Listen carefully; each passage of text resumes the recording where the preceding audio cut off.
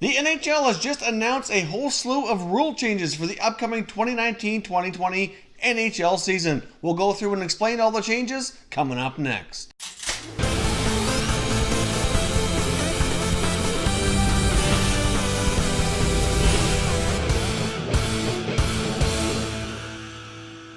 Welcome back here to Top Shelf Hockey. After a very busy day of a lot of NHL news and things going on here as we prepare for the NHL draft, the NHL has come out this evening and announced a bunch of significant rule changes that will be implemented for the upcoming NHL season this fall for the 2019-2020 NHL season. Now, as we can all probably agree here, we saw a lot of bad and questionable officiating throughout this year's Stanley Cup playoffs. We've seen non-calls, missed calls, bad calls, all kinds of stuff through the officials here that just was out of character and just was absolutely terrible in a lot of occasions. Many of these rule changes addressed a lot of the situations that we've seen happen in the Stanley Cup playoffs, which will hopefully prevent a lot of those situations from happening again. Now, of course, they couldn't cover everything because some things are just very difficult to cover off, but let's jump in here and take a look at the changes for the coming season. Rule change number 1. If there is a delayed penalty, the team that's getting the power play ends up icing the puck, the faceoff will not come back into their own end. They will still have an offensive zone faceoff.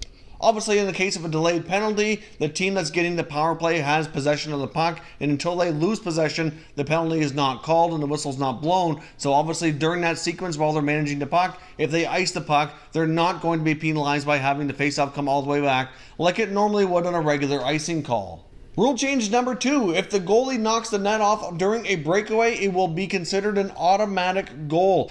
Obviously, we saw some questionable situations this year where goaltenders appeared, at least, to be knocking the net off intentionally. If they do that on a breakaway, it's going to be an automatic goal. So hopefully that'll deter goalies from that practice here in the future. I mean, I can understand you do everything you can to get an advantage, but obviously that's a rule that makes a lot of sense, so obviously we won't likely see that happening. Rule number 3, if the puck is dumped into the offensive zone behind the red line and the goalie freezes the puck, there will be no line change allowed. So obviously they're trying to increase the flow of the game. Obviously over time here, the game has been sped up a lot, and they certainly are focusing a lot on the flow and steady play of the game. Rule change number 4, and I think this is a pretty good one, pretty significant here as well. When a team is coming out to start a power play or after an icing call, the coach can decide now which side of the ice they have the face-off on. Obviously, depending on what players they're going to be putting out and who their top center icemen are or top on face-offs, etc., will certainly allow them to be able to take advantage of that situation even more and play to the strengths of the players they can put out there, which will certainly impact their decision here. So obviously that's something that's been discussed here over the past few years,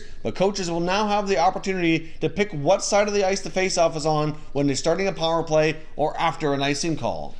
Now, another one that's pretty significant as well, and involves players losing their helmet. Now, obviously, there's only one exception to this rule, but if you lose your helmet, you have to do one of two things. You have to try to immediately put the helmet back on, or you have to go to the bench for a change. The only exceptions allowed here is if you're able to immediately play the puck. Obviously, in that situation, you're allowed to carry on, but otherwise you have to either go get your helmet and put it on or go to the bench for a change. They don't have to have the chin strap completely done up, but the helmet does have to be back on their head in order to touch the puck and continue playing here. So obviously that's for player safety purposes. Obviously over time we've learned a lot about concussions and head trauma, and this is really in for the safety of the player. If they're out there with no helmet, there's certainly in a much more likelihood, much more danger that something can happen with a head injury. Of course, with this rule, if it's not followed, a minor penalty can be given. So if a player has his helmet knocked off and does not go for a change or tries to play the puck after and doesn't immediately try to put their helmet back on, then they can be given a minor penalty as well. And the same goes for their opponent. So if you try to knock off your opponent's helmet intentionally to put them at a disadvantage so they can't play the puck or have to go for a change, then you're going to be given a minor penalty as well. So obviously that's there just to deter people from doing it on purpose. Now for some of the big ones, they have added a lot of changes here in expansion of the video review process. Now of course, a lot of the things we've seen happen throughout the playoffs, many people thought could be solved through expanded video review. So let's jump in and take a look at all the changes that they've made here. Of course, right now there's two categories for coaches' challenges. They can either challenge for goaltender interference or they can challenge for the offside. Now there's going to be a third category, and that third category is basically going to be referred to as a missed stoppage of play. So obviously that's going to encompass a few different things. It has to be a missed stoppage of play that directly led to a goal being scored, and there's obviously a few things that fall into that category, such as the hand pass, which we saw in the San Jose Sharks take advantage of that non-call and score a game-winning goal in overtime. So obviously that was one of the big controversies throughout this year's playoffs. So obviously if a hand pass is not called and it directly leads to a goal, the coaches can challenge that. If the puck goes up and hits the netting, which should result in a whistle and a stoppage in play, and that results in a goal, that can now be challenged here as well. Now, like some of the other challenges, if they challenge this and they are wrong, they are giving a 2-minute minor penalty. So they want to make sure the coaches know for sure that they're right or think that they are, so that they don't get too many challenges here and waste a lot of people's time. Now, of course, if they challenge on multiple occasions and are wrong the second time, they're going to get a double minor. So obviously, if they challenge once and they're wrong, they're going to be quite reluctant to try it a second time and have to make sure they're absolutely sure. So obviously, there's penalties in place here to make sure the rule is not abused and that they only challenge, when it's absolutely most likely correct here. But I guess we'll see, like a lot of other things, these rules could possibly be tweaked here as we go into them and get used to having these extra challenges. That there should eliminate another controversy, because there was another time in the playoffs when the puck went into play and into the meshing and it was not called, and of course it later resulted in a goal being scored as well. So hopefully that will not happen any further. There's also going to be expanded video review for the referees on major or match penalties. So those penalties can automatically be reviewed by the referee if they feel they need to have that, and they can go and take a look at it themselves. Now, they themselves will be making the decision here. They're not going to be going to a third party, an off-ice official, or the War Room in Toronto, or nothing like that. They're going to be basically looking at it with their own technology, like on the iPad, reviewing the call to make sure they feel it's correct here. Now, once that arm goes up and a penalty is called, they can determine if it should be a major or a minor, but it does have to be a minor. They can't determine that there was no penalty at all.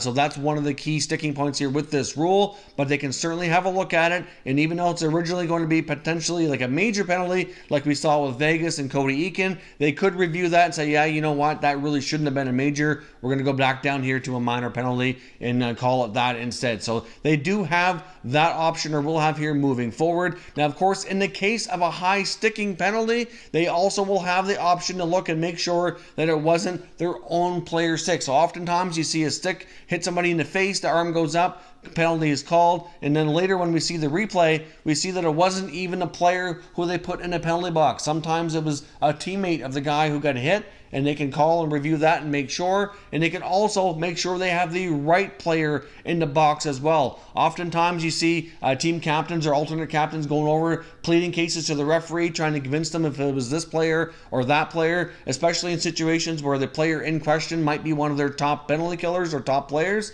Obviously they don't want them in the box if they can help it, and now they can look at their video, check the review here, and make sure that they have the right player, and that it wasn't a situation of a player getting hit in the face with a stick on his own team. So obviously that is huge. We see that happen quite a bit, and I can understand for the referees that is a very difficult call to make. So oftentimes you see the stick hit them in the face, but it can be challenging to see exactly whose player's stick it was, and now they can double check and make sure they got the right player. So that is all your new rule changes here coming up for the 2019-2020 NHL seasons. Of course, as always, these are some pretty significant changes. I want to know what you think. Did the NHL make some good decisions here? Is there anything else you would have liked to have seen added in? Or do you think any of these rule changes are not good? Either way, I want to hear your opinions down in the comment section, and we can continue the conversation. If you're new to the channel, we cover all 31 NHL teams. There's going to be all kinds of content here coming up, so certainly subscribe so you don't miss any more videos. We got the draft coming up here tomorrow evening. We're heading into free agency. There's going to be tons of content posted every day, so subscribe to Top Shelf Hockey so you don't miss anything.